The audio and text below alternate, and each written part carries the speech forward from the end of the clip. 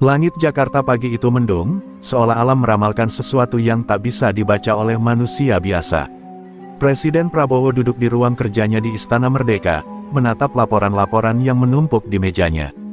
Di balik kaca jendela, deru kendaraan dan hiruk pikuk kota terus berjalan seperti biasa, tapi ada sesuatu yang berbeda hari itu. Ketika pintu ruangannya diketuk dengan cepat, perasaan tak enak langsung merambat di punggungnya. Jenderal Purn Andika, Kepala BIN, masuk dengan wajah yang tak biasa. Sorot matanya serius, dan di tangannya, ada sebuah berkas yang tampak lebih tebal dari biasanya. "Pak Presiden," ujar Andika dengan nada yang berat, "ada sesuatu yang harus Anda lihat."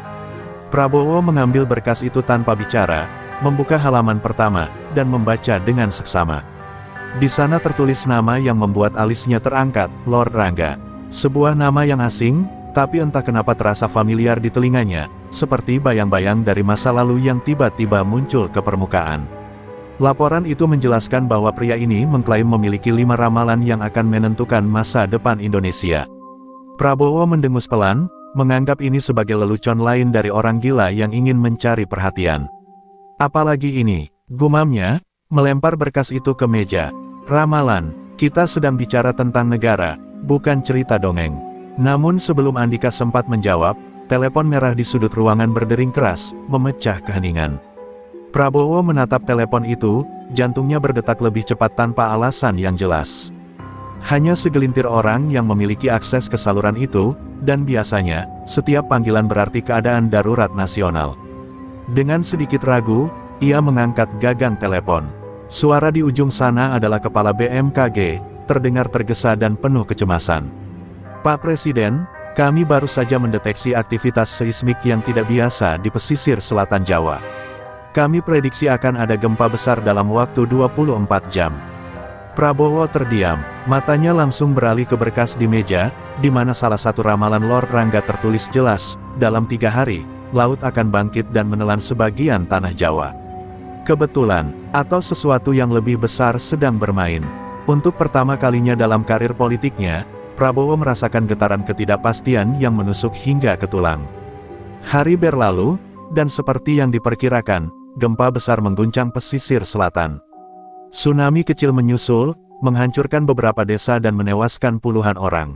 Kabar itu menyebar seperti api, dan rakyat mulai menghubungkan tragedi tersebut dengan ramalan Lord Rangga yang sudah lebih dulu beredar di media sosial. Ketakutan mulai merayap, bukan hanya di kalangan masyarakat, tapi juga di lingkaran kekuasaan. Malam itu, Prabowo berdiri di balkon istana, menatap lampu-lampu kota Jakarta yang berkedip-kedip seperti bintang yang jatuh. Ia merasakan beban yang lebih berat dari biasanya. Ini bukan sekadar bencana alam, ini adalah awal dari sesuatu yang lebih gelap. Dan untuk pertama kalinya, ia bertanya-tanya, apakah benar ada suara dari masa depan yang mencoba memperingatkannya. Pagi setelah gempa itu, suasana Istana Merdeka seperti diliputi kabut tebal yang tak terlihat. Laporan korban terus berdatangan, dan wajah-wajah para staf dipenuhi ketegangan. Presiden Prabowo duduk di ruang rapat darurat bersama para menteri dan pejabat tinggi. Namun, pikirannya tidak sepenuhnya hadir di ruangan itu. Ia masih terngiang-ngiang suara di telepon kemarin dan tulisan ramalan Lord Rangga yang seakan menantangnya. Setiap kata dalam ramalan itu kini terasa seperti paku yang menghantam keras di benaknya. "Ini hanya kebetulan," kata Menteri Koordinator Politik, Hukum, dan Keamanan, mencoba memecah ketegangan. Tapi suaranya terdengar goyah, seperti ia sendiri tak yakin. Dengan ucapannya, Prabowo menatap tajam ke arah menteri itu, lalu memandang sekeliling ruangan. "Kalian semua tahu ini bukan kebetulan," suaranya pelan tapi tajam, membuat ruangan sunyi seketika. "Pertanyaannya sekarang, siapa dia? Dan bagaimana dia tahu?" Jenderal Andika membuka laptopnya, menampilkan serangkaian data tentang Lord Rangga. "Dia adalah sosok misterius, Pak. Mantan aktivis yang sempat dikenal karena teori-teori konspirasinya. Tapi setelah beberapa tahun menghilang, tiba-tiba dia muncul dengan 5 ramalan ini." Andika berhenti sejenak, lalu menambahkan dengan suara yang lebih pelan, "Dan sepertinya ini baru permulaan." Di luar istana, ramalan Lord Rangga menjadi bahan perbincangan di seluruh negeri. Media sosial dipenuhi teori-teori tentang siapa dia sebenarnya. Ada yang menganggapnya nabi, ada yang bilang dia hanya penipu. Tapi satu hal yang pasti, ketakutan mulai mengakar di hati rakyat. Video Lord Rangga yang membacakan ramalan dengan suara tenang tapi penuh keyakinan, tersebar luas. Sorot matanya yang tajam, senyum tipis di wajahnya, membuat siapapun yang menontonnya merasa tak nyaman. Di tengah kekacauan itu, Prabowo merasa dirinya terperangkap di antara dunia nyata dan dunia yang penuh misteri. Ia adalah seorang prajurit, terbiasa menghadapi musuh yang bisa dilihat dan dilawan. Tapi sekarang, musuhnya adalah bayangan yang tak bisa disentuh, ramalan yang entah dari mana datangnya. Ia merasa kekuasaan yang selama ini dipegangnya dengan kokoh perlahan mulai terguncang. Malam itu, Prabowo berdiri di depan peta Indonesia yang tergantung di dinding ruang kerjanya. Ia menatap garis-garis pantai selatan Jawa yang kini menjadi saksi bisu dari ramalan pertama Lord Rangga. Ia mengepalkan tangannya, merasa marah karena tak bisa mengendalikan situasi ini. Tapi lebih dari itu, ada rasa takut yang diam-diam menyelinap ke dalam hatinya, rasa takut bahwa ramalan berikutnya akan lebih buruk, dan ia tak akan mampu menghentikannya. Di kejauhan, suara azan subuh mulai berkumandang, tapi bagi Prabowo, malam itu belum berakhir. Ia tahu, ini baru awal dari perjalanan panjang melawan sesuatu yang lebih besar dari sekadar bencana alam atau politik. Ini adalah pertempuran melawan takdir yang telah ditulis oleh tangan yang tak terlihat. Dan dalam hati kecilnya, ia bertanya-tanya, apakah aku benar-benar bisa melawan masa depan yang sudah diramalkan? Pagi itu, matahari Jakarta belum sepenuhnya muncul dari balik cakrawala ketika Presiden Prabowo memanggil Jenderal Andika ke ruang kerjanya. Wajahnya keras, lebih tegang dari biasanya. Di meja kayu jati itu, berkas-berkas laporan tentang Lord Rangga berserakan, namun semua data terasa sia-sia. Prabowo tahu, pria ini bukan sekadar orang gila dengan ramalan iseng. Dia tahu sesuatu yang tidak kita ketahui, pikir Prabowo. Dan itu membuatnya lebih berbahaya dari musuh manapun yang pernah ia hadapi. Kita harus temukan dia, ujar Prabowo tegas, suaranya seperti perintah di medan perang. Sebelum ramalan kedua jadi kenyataan, Andika mengangguk, tim intelijen sudah menyebar, dia berpindah-pindah, Pak, terakhir terlihat di Banyumas, tapi saat tim sampai di sana, dia sudah menghilang. Ada jeda dalam suaranya sebelum menambahkan, seolah-olah dia tahu kita sedang mencarinya. Prabowo menatap tajam ke arah Andika. Bagaimana mungkin pria ini selalu selangkah di depan? Di benaknya, pertanyaan-pertanyaan itu berputar tanpa henti. Apakah Lord Rangga sekadar boneka dalam permainan yang lebih besar? Ataukah dia benar-benar memiliki kekuatan yang tak bisa dijelaskan? Prabowo menolak percaya pada tahayul, tapi kenyataan di depannya semakin sulit untuk diabaikan. Sementara itu, di luar tembok istana, situasi semakin kacau. Media memblow up cerita tentang Lord Rangga. Rakyat mulai kehilangan kepercayaan pada pemerintah, menyebut presiden tak mampu mengendalikan situasi. Setiap langkah Prabowo kini diawasi, bukan hanya oleh rakyatnya, tapi juga oleh bayangan ramalan berikutnya yang menggantung di udara seperti awan hitam yang siap menumpahkan badai. Di ruang rapat darurat malam itu, Prabowo berdiri di depan para menterinya.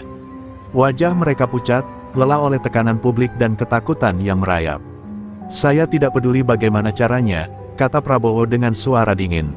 Temukan dia, hidup atau mati.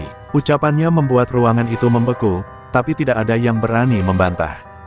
Mereka tahu, taruhannya bukan hanya kursi kekuasaan, tapi masa depan bangsa. Namun, bahkan dengan seluruh kekuatan intelijen negara, Lord Rangga tetap tak tersentuh. Seolah-olah dia bukan bagian dari dunia ini.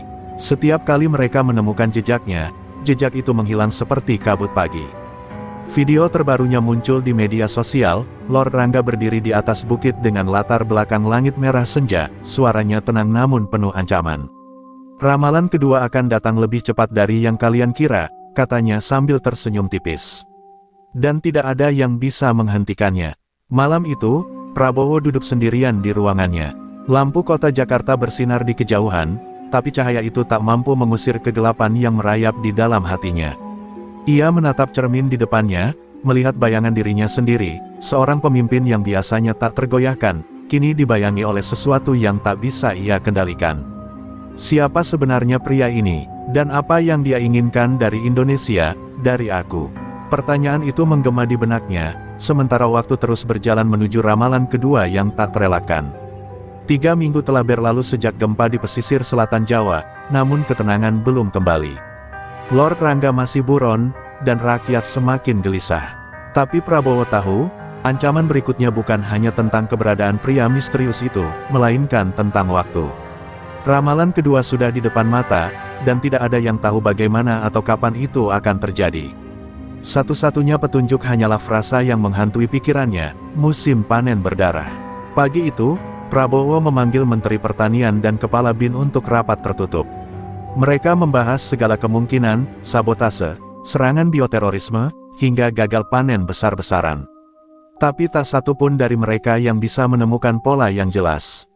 Bagaimana kita melawan sesuatu yang bahkan belum kita lihat? Gumam Prabowo, suaranya dipenuhi frustrasi. Ia menatap peta pertanian Indonesia yang terbentang di meja, seolah-olah jawaban bisa muncul dari sana. Namun jawabannya datang lebih cepat dari yang mereka perkirakan. 2 hari setelah rapat itu, laporan pertama muncul dari Jawa Tengah. Ladang-ladang padi mendadak menguning sebelum waktunya, diserang oleh hama misterius yang belum pernah terlihat sebelumnya. Petani-petani panik. Dalam hitungan hari, serangan itu menyebar ke provinsi lain. Beras, bahan pokok rakyat, menjadi langka di pasar-pasar. Harga melonjak drastis, memicu kemarahan dan kepanikan di kalangan masyarakat. Media langsung menghubungkan kejadian ini dengan ramalan Lord Rangga. Tayangan berita memperlihatkan petani yang menangis di ladang mereka yang hancur, sementara suara narator mengulang frasa, musim panen berdarah, seakan mantra yang menghipnotis jutaan rakyat. Demonstrasi mulai pecah di kota-kota besar. Rakyat menuduh pemerintah lalai dan tak mampu melindungi kebutuhan dasar mereka. Poster-poster bertuliskan, Presiden gagal, memenuhi jalanan Jakarta, membuat Prabowo semakin terpojok. Di ruang rapat darurat, Prabowo menatap wajah-wajah menterinya yang semakin pucat. Apakah ini murni bencana alam? Tanyanya dengan suara tajam, tapi tak ada yang berani menjawab. Semua tahu bahwa, ini lebih dari sekadar bencana. Ini adalah pukulan psikologis yang dirancang untuk menghancurkan kepercayaan rakyat kepada pemerintah. Tapi siapa yang menarik tali di balik layar? Lord Rangga, atau ada kekuatan lain yang lebih besar? Malam itu, Prabowo kembali berdiri di balkon istana, menatap gelapnya langit Jakarta. Ia mendengar gemuruh demonstrasi di kejauhan, suara ribuan rakyat yang marah dan putus asa. Di tangannya, ada foto Lord Rangga yang diambil dari rekaman CCTV terakhir di Banyumas. Sorot mata pria itu menatap lurus ke kamera, seolah-olah menatap langsung ke jiwa Prabowo. Apa kau pikir kau bisa menyelamatkan negara ini dari takdirnya? Seakan suara itu berbisik di telinganya. Ketika Prabowo masuk kembali ke ruang kerjanya, telepon merah di sudut ruangan kembali berdering. Dengan jantung berdebar, ia mengangkatnya. Kali ini, suara di ujung sana adalah dari Kepala BIN. Pak Presiden, kami menemukan sesuatu. Tapi Anda harus melihatnya sendiri. Suara itu terdengar lebih tegang dari biasanya, seolah-olah ada rahasia besar yang baru saja terbongkar, rahasia yang mungkin bisa menjelaskan siapa sebenarnya Lord Rangga dan apa tujuan sebenarnya dari ramalan-ramalan ini. Namun di hati Prabowo, satu hal sudah pasti, ini bukan lagi tentang menghentikan ramalan. Ini tentang bertahan dalam permainan yang aturannya bahkan belum ia pahami sepenuhnya. Dan waktu terus berdetik menuju ramalan ketiga. Mobil dinas Presiden Prabowo melaju tanpa suara di jalanan Jakarta yang lengang, dikawal ketat oleh iring-iringan kendaraan pasukan pengamanan Presiden. Di dalam mobil, Prabowo duduk dengan pandangan kosong, memikirkan percakapan terakhirnya dengan Kepala BIN. Kami menemukan sesuatu. Kata-kata itu terus menggema di pikirannya, membangun rasa penasaran yang bercampur ketakutan. Setelah 2 ramalan Lord Rangga terbukti, Prabowo tak lagi bisa menganggap ini sebagai kebetulan. Ada sesuatu yang lebih besar di balik semua ini, dan dia akan segera mengetahuinya. Setibanya di markas rahasia BIN, Prabowo disambut Jenderal Andika dengan wajah serius. Mereka berjalan cepat melalui lorong-lorong sempit menuju ruang briefing khusus di bawah tanah. Saat pintu baja terbuka, Prabowo terdiam sejenak melihat papan besar yang penuh dengan foto, peta, dan garis-garis benang merah yang menghubungkan berbagai peristiwa. Di tengah papan itu, foto Lord Rangga terpampang besar, tetapi yang mengejutkan bukan hanya foto itu, melainkan wajah-wajah lain yang dikenalnya. Beberapa dari mereka adalah orang-orang kepercayaannya di pemerintahan. Kami menemukan koneksi antara Lord Rangga dan beberapa tokoh politik, "Pak," ujar Andika pelan. Dia menunjuk salah satu foto. "Ini adalah Menteri Perdagangan. Kami mendapati komunikasi rahasia antara dia dan salah satu orang Lord Rangga, beberapa hari sebelum krisis pangan terjadi." Prabowo merasakan dadanya mengencang. Pengkhianatan. Ia tidak bisa mempercayai apa yang dilihatnya. Menteri Perdagangan adalah salah satu orang yang selama ini paling vokal mendukung kebijakan pertanian pemerintah. Jika benar dia terlibat, berarti ini lebih dari sekadar ramalan, ini adalah sabotase dari dalam. "Apa motivasi mereka?" tanya Prabowo dengan suara bergetar menahan amarah. Andika menatapnya serius. "Kekuasaan, Pak. Mereka ingin membuat pemerintahan Anda runtuh dari dalam. Ramalan Lord Rangga hanyalah alat untuk menciptakan ketakutan. Setelah rakyat kehilangan kepercayaan, mereka akan melangkah masuk sebagai penyelamat." Kata-kata itu menggantung di udara, berat dan penuh makna. Prabowo merasakan sesuatu yang lebih dingin dari sekadar pengkhianatan. Ini adalah perang psikologis, dan dia sudah terjebak di dalamnya. Tiba-tiba, layar besar di ruangan itu menyala, menampilkan rekaman video baru dari Lord Rangga yang baru saja diunggah ke media sosial. Dalam video itu, Lord Rangga berdiri di sebuah ladang kering yang penuh dengan padi yang mati. Dengan suara tenang namun penuh ancaman, ia berkata, "Ini baru permulaan. Pilar kekuasaanmu akan runtuh dari orang-orang yang kau percayai. Ramalan ketiga sudah menunggu di depan mata." Prabowo menatap layar itu dengan mata menyala. Runtuhnya pilar kekuasaan, itulah ramalan ketiga. Dan sekarang dia tahu, pilar itu bukan hanya simbol. Itu adalah orang-orang terdekatnya, orang yang selama ini ia andalkan. Tapi siapa? Prabowo merasa tanah yang selama ini ia pijak mulai retak. Kepercayaan yang ia bangun selama bertahun-tahun mulai tergerus oleh keraguan. Setiap menteri, setiap penasihat kini tampak seperti potensi musuh. Malam itu, Prabowo kembali ke istana dengan pikiran yang penuh kecurigaan. Ia menatap gedung megah tempat ia memimpin negara ini, tapi untuk pertama kalinya, istana itu terasa seperti perangkap. Setiap bayangan di koridor, setiap bisikan di balik pintu tertutup, kini menjadi ancaman. Prabowo tahu, musuhnya tidak hanya di luar sana, musuhnya ada di dalam, menunggu saat yang tepat untuk menikam dari belakang. Dan di kejauhan, suara tawa Lord Rangga dalam rekaman itu terus terngiang di telinganya, mengiringi malam yang semakin pekat. Ramalan ketiga sudah dekat, dan Prabowo tak tahu apakah ia bisa mempercayai siapapun saat badai itu akhirnya tiba. Pagi itu, Istana Merdeka tampak seperti biasanya, megah, anggun, dan berdiri kokoh di tengah hiruk-pikuk Jakarta. Namun, di dalam dinding tebalnya, Presiden Prabowo merasakan sesuatu yang tak terlihat, retakan kecil yang perlahan melebar, merambat ke setiap sudut kekuasaan. Sejak penemuan konspirasi di balik ramalan Lord Rangga, Prabowo tidak lagi memandang orang-orang di sekelilingnya dengan cara yang sama. Setiap senyum dari menterinya, setiap bisikan dari penasihatnya, terasa seperti pedang bermata dua. Di ruang rapat kabinet, suasana dingin menyelimuti. Prabowo memandang satu persatu wajah para menterinya, mencoba membaca pikiran mereka. Menteri Perdagangan, yang kemarin dikaitkan dengan Lord Rangga, duduk tenang, seolah-olah tak tahu apa-apa. Prabowo ingin segera menuduh, ingin berteriak, tapi ia tahu permainan ini lebih halus dari sekadar konfrontasi langsung. Jika ia bergerak terlalu cepat, ia bisa kehilangan semua. Saat rapat berakhir, Prabowo memanggil Jenderal Andika secara pribadi. "Kita harus bertindak," katanya pelan, tapi tegas. "Tapi kita butuh bukti lebih kuat. Jika aku salah langkah, mereka akan menggunakan ini untuk menggulingkanku." Andika mengangguk, meski wajahnya menunjukkan kekhawatiran. Waktu berjalan melawan mereka, dan setiap detik yang terbuang adalah keuntungan bagi musuh. Namun, sebelum rencana mereka bisa berjalan, pukulan telak datang tanpa peringatan. Sore itu, sebuah video bocor ke media sosial, rekaman pertemuan rahasia antara beberapa menteri dan sosok berjubah yang diduga Lord Rangga. Mereka berbicara tentang membangun Indonesia baru, dan mengakhiri rezim yang telah gagal. Video itu viral dalam hitungan jam, mengguncang fondasi pemerintahan Prabowo. Rakyat turun ke jalan, menuntut jawaban. Mereka tidak lagi hanya takut pada ramalan, mereka kini marah kepada pemimpin yang dianggap telah kehilangan kendali. Prabowo menonton rekaman itu di ruang kerjanya, rahangnya mengeras. Ini bukan lagi sekadar ramalan, pikirnya. Ini adalah kudeta perlahan. Namun, sebelum ia bisa bertindak, kabar buruk lain datang. Menteri Dalam Negeri, salah satu orang yang paling dipercayainya, mengundurkan diri secara mendadak. Dalam surat pengunduran dirinya, sang menteri menyatakan kekecewaan terhadap kepemimpinan Prabowo dan menyebut krisis moral di lingkaran kekuasaan. Kabar pengunduran diri itu menambah bara di api yang sudah membakar negara.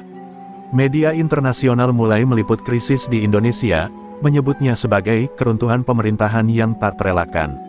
Prabowo merasakan dunia menutup diri di sekelilingnya. Pilar-pilar kekuasaannya benar-benar mulai runtuh, satu persatu, persis seperti yang diramalkan. Malam itu, Prabowo berdiri di balkon istana, menatap kerumunan demonstran di kejauhan. Sorak-sorai mereka menggema di udara malam, bercampur dengan suara sirene dan teriakan. Prabowo tahu, ini bukan lagi tentang siapa yang salah atau benar. Ini tentang bertahan hidup di tengah badai yang diciptakan oleh ramalan dan pengkhianatan. Di tangannya, ia menggenggam laporan terakhir dari Jenderal Andika, sebuah nama baru yang terlibat dalam konspirasi. Dan ketika ia membaca nama itu, hatinya seakan diremukkan dari dalam. Orang yang paling tak kau sangka adalah musuhmu yang paling berbahaya. Suara Lord Rangga terdengar di benaknya, seperti bisikan dari kegelapan. Prabowo menutup matanya sejenak, menarik napas dalam-dalam. Ia tahu, saat ramalan keempat datang, pertarungan ini tidak hanya akan menentukan masa depan Indonesia, tetapi juga nasib dirinya sendiri. Langit Jakarta kelabu pagi itu, seolah mencerminkan suasana hati Prabowo yang semakin terjepit. Udara terasa lebih berat, penuh dengan ketegangan yang hampir bisa dirasakan di setiap sudut istana. Setelah pengunduran diri Menteri Dalam Negeri dan bocornya video konspirasi, kepercayaan publik terhadap pemerintah merosot tajam. Namun Prabowo tahu, ini belum puncaknya. Ramalan keempat Lord Rangga masih menunggu untuk menghancurkan sisa-sisa stabilitas yang tersisa. Api di tengah ibu kota, begitu ramalan itu berbunyi. Dan Prabowo tahu, itu bukan hanya kiasan. Sore harinya, laporan pertama masuk, sebuah ledakan terjadi di pasar tradisional terbesar di Jakarta. Api menjalar cepat, melahap kios-kios, sementara teriakan kepanikan bergema di udara. Dalam waktu singkat, ledakan lain terjadi di pusat perbelanjaan elit di kawasan Sudirman. Kota ini berubah menjadi lautan api dan kepanikan. Media segera melabeli kejadian ini sebagai hari tergelap dalam sejarah Jakarta. Prabowo menatap layar televisi di ruang krisis istana, wajahnya tak menunjukkan emosi, namun di dalam, amarahnya membara. Kita harus bertindak sekarang, Pak, desak Jenderal Andika yang berdiri di sampingnya. Namun Prabowo menoleh dengan tatapan tajam. Danika, katanya pelan, aku sudah tahu siapa pengkhianatnya. Jenderal Andika terdiam, seolah-olah baru menyadari bahwa sorotan mata Prabowo kini tertuju padanya. Selama ini, dia adalah orang kepercayaan presiden, tangan kanan dalam segala urusan strategis. Tapi bukti-bukti yang dikumpulkan menunjukkan sesuatu yang tak bisa dibantah. Andika terlibat dalam jaringan Lord Rangga. Andika mencoba mempertahankan ketenangannya. Pak, ini bukan waktu untuk diam, potong Prabowo, suaranya tajam seperti pisau. Ia melemparkan berkas ke arah Andika, berisi rekaman percakapan rahasia dan bukti transaksi mencurigakan. Kau pikir aku bodoh? Kau pikir aku tidak melihat permainanmu? Prabowo melangkah maju, menatap mata Andika dengan amarah yang membara. Kau yang membocorkan informasi. Kau yang memastikan mereka selalu selangkah di depan. Andika menarik napas, lalu tersenyum tipis. Anda tidak mengerti, Pak. Ini bukan hanya tentang saya atau Lord Rangga. Ini tentang perubahan yang sudah lama dinantikan. Anda hanya pion dalam permainan yang lebih besar. Sebelum Prabowo bisa bereaksi, Andika menekan tombol kecil di jam tangannya. Ledakan keras mengguncang istana, membuat Prabowo terlempar ke lantai. Suara alarm menggema di seluruh bangunan, disertai teriakan panik dari staf dan pengawal yang berlarian mencari perlindungan. Dalam kekacauan itu, Prabowo bangkit dengan susah payah. Darah mengalir dari pelipisnya, namun matanya tetap tajam. Ia tahu, ini bukan akhir. Ini baru awal dari kehancuran yang direncanakan Lord Rangga dan para pengkhianatnya. Dengan sisa kekuatan, ia memerintahkan pasukan setianya untuk mengamankan istana. Namun, di luar tembok, Jakarta sudah berubah menjadi medan perang. Api membakar bangunan, sementara rakyat yang marah turun ke jalan, menuntut keadilan atas pemerintahan yang dianggap telah gagal. Malam itu, Prabowo berdiri di balkon yang kini hangus sebagian, menatap kota yang terbakar di bawahnya. Suara sirene, teriakan, dan dentuman bom menjadi musik latar bagi pikirannya yang penuh dengan strategi dan dendam. Lord Rangga telah berhasil memporak-porandakan fondasi kekuasaannya, tapi Prabowo tahu satu hal, selagi ia masih bernapas, permainan ini belum selesai. Ia akan menemukan Lord Rangga, dan ia akan menghentikan ramalan terakhir sebelum semuanya benar-benar runtuh. Di kejauhan, layar raksasa di salah satu gedung yang masih berdiri memutar pesan terbaru dari Lord Rangga. Dengan senyum dingin, dia berkata, api telah membakar ibu kota, dan ramalan terakhir akan mengakhiri segalanya. Bersiaplah, Prabowo, kau tidak akan bisa melawan takdirmu. Jakarta masih dilanda kepanikan ketika Prabowo kembali mengunci diri di ruang krisis istana. Api yang membakar kota perlahan mulai padam, tapi dampaknya jauh lebih dalam daripada sekadar puing-puing dan asap. Rakyat kini benar-benar kehilangan kepercayaan. Demonstrasi besar-besaran berubah menjadi kerusuhan, dan pemerintahannya diambang kehancuran. Tapi yang paling membuat Prabowo gelisah bukanlah kemarahan rakyat, melainkan ramalan terakhir Lord Rangga yang kini menggantung di pikirannya, langit terbelah di ujung waktu. Prabowo tahu ramalan ini bukan sekadar metafora. Setelah 4 ramalan sebelumnya terbukti nyata, ia yakin yang terakhir akan menjadi puncak kehancuran. Tapi apa arti langit terbelah? Apakah ini tentang bencana alam, kudeta militer, atau sesuatu yang lebih besar, sesuatu yang belum pernah terjadi dalam sejarah bangsa? Ia memerintahkan tim intelijen untuk mencari semua kemungkinan, tetapi jawaban yang datang justru membuat darahnya semakin dingin. Kami menemukan bukti bahwa Lord Rangga memiliki akses ke sistem pertahanan satelit kita, lapor salah satu kepala intelijen dengan suara bergetar. Jika benar, mereka bisa memanipulasi atau bahkan melumpuhkan sistem komunikasi nasional. Lebih buruk lagi, ada kemungkinan mereka merencanakan serangan dari udara. Prabowo mematung, mencoba mencerna informasi itu. Langit terbelah, tiba-tiba semuanya masuk akal. Ini bukan sekadar kudeta politik, ini adalah serangan habis-habisan untuk memusnahkan tatanan negara. Namun sebelum ia bisa mengambil langkah lebih jauh, serangkaian ledakan kecil terjadi di berbagai pangkalan militer di sekitar Jakarta. Sistem komunikasi lumpuh dalam hitungan menit, memutus koordinasi antara pasukan keamanan dan pemerintah pusat. Di layar monitor, Prabowo melihat pesawat-pesawat tak dikenal melintas di atas langit Jakarta. Bukan pesawat komersial, bukan pula milik TNI. Ini adalah pesawat-pesawat tanpa identitas, dikendalikan oleh kekuatan yang selama ini bersembunyi di balik bayang-bayang. Dengan kondisi yang semakin kritis, Prabowo memutuskan untuk mengambil langkah terakhir. Ia mengaktifkan protokol darurat nasional, mengerahkan seluruh sisa kekuatan militer yang masih setia padanya untuk melindungi ibu kota. Tapi Prabowo tahu, ini bukan sekadar pertarungan fisik. Ini adalah pertempuran melawan waktu, melawan ramalan yang seolah sudah ditulis di atas batu. Dan di tengah kekacauan itu, satu pesan misterius masuk ke saluran komunikasi darurat pribadi Prabowo. Pesan itu singkat, namun menghantam keras, datanglah ke Monumen Nasional sebelum tengah malam. Temui aku, atau saksikan, langit terbelah dengan matamu sendiri.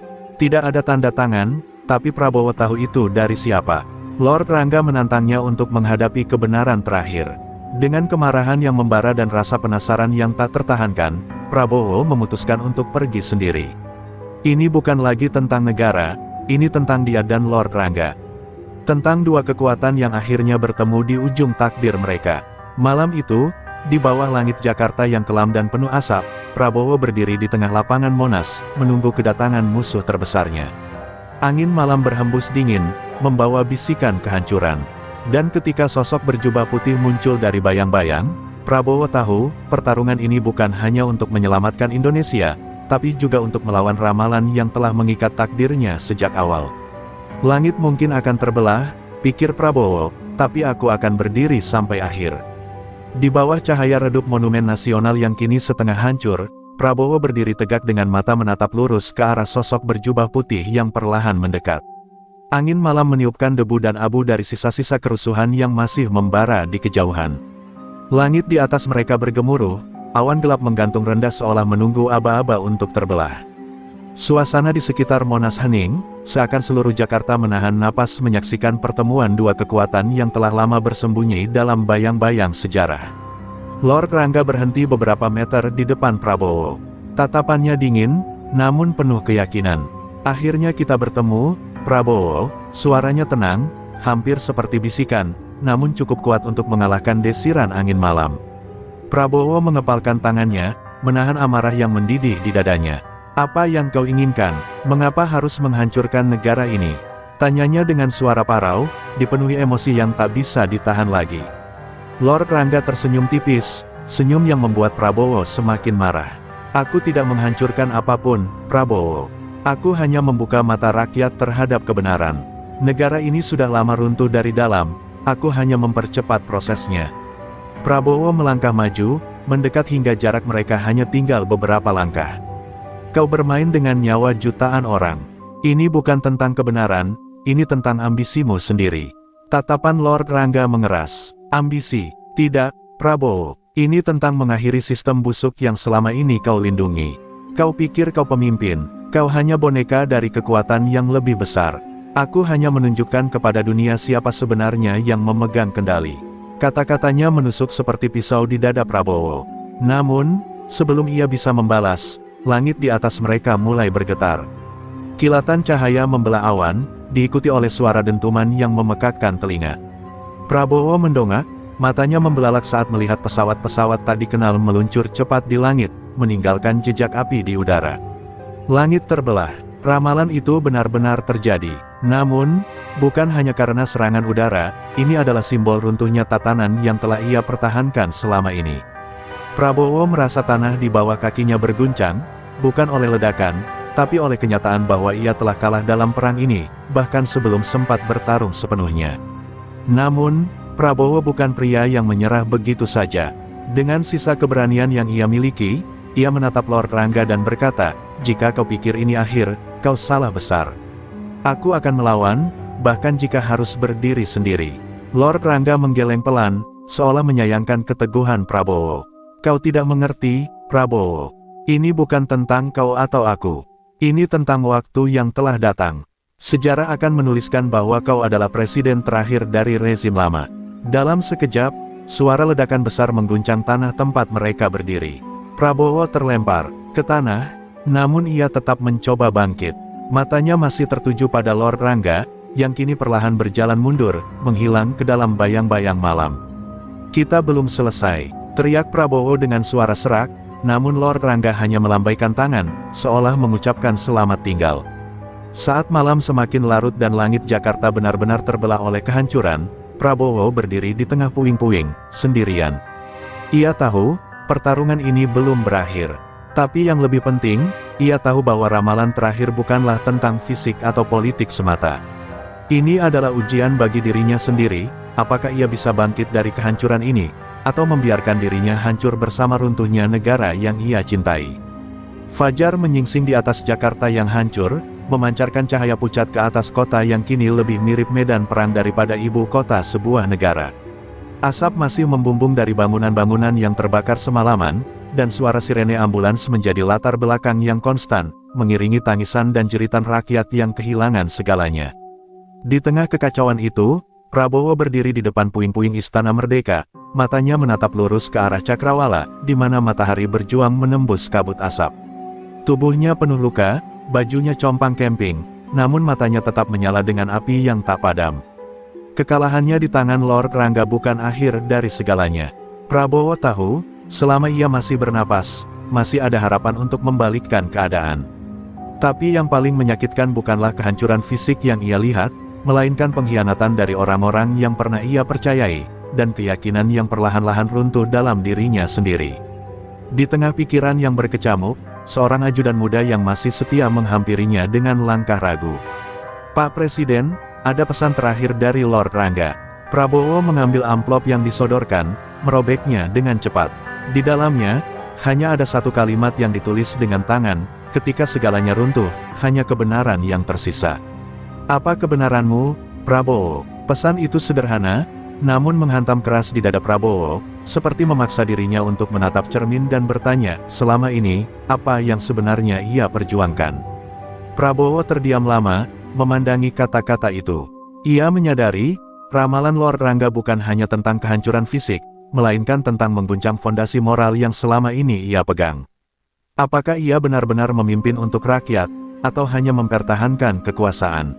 Pertanyaan itu berputar di kepalanya, lebih mematikan daripada bom atau senjata apapun yang pernah ia hadapi. Namun, di tengah keraguan itu, Prabowo mendengar suara lain, bukan suara Lord Rangga, bukan suara rakyat yang marah, melainkan suara hatinya sendiri. Kebenaranku adalah aku tidak akan menyerah. Dengan tekad baru yang membara, Prabowo memutuskan untuk bangkit dari reruntuhan ini, bukan sebagai presiden yang mencoba mempertahankan tahta, tetapi sebagai pemimpin yang benar-benar memperjuangkan perubahan. Ia tahu jalannya akan sulit, dan mungkin tak ada jaminan kemenangan, tapi ia lebih memilih untuk jatuh dalam perjuangan daripada hidup dalam kepalsuan. Hari-hari berikutnya menjadi saksi kebangkitan yang tak terduga. Dengan pasukan yang tersisa dan rakyat yang perlahan mulai melihat ketulusan perjuangannya, Prabowo memimpin gerakan untuk merebut kembali Jakarta. Ia tidak lagi menggunakan kekuatan militer semata, tetapi juga hati dan pikiran rakyat. Ia berbicara di depan umum, mengakui kesalahannya, dan berjanji akan membangun Indonesia yang baru, bukan berdasarkan kekuasaan, tapi atas dasar keadilan dan kebenaran. Di suatu malam yang tenang, jauh dari sorotan media, Prabowo berdiri di balkon istana yang mulai direnovasi. Ia menatap bintang-bintang yang bersinar, di langit yang kini bersih dari asap. Dalam hati, ia tahu pertempurannya melawan Lord Rangga mungkin belum sepenuhnya usai. Tapi satu hal yang pasti, ia telah menemukan kebenarannya sendiri. Dan selama kebenaran itu masih hidup di dalam dirinya, tidak ada ramalan atau musuh yang bisa menghancurkannya. Akhirnya, langit yang pernah terbelah kini perlahan menyatu kembali, membawa harapan baru untuk bangsa yang telah melewati masa tergelapnya. Prabowo, dengan semua luka dan pelajaran yang ia bawa, berdiri sebagai simbol keteguhan hati di tengah badai, membuktikan bahwa bahkan di ujung kehancuran, selalu ada fajar yang menanti di cakrawala.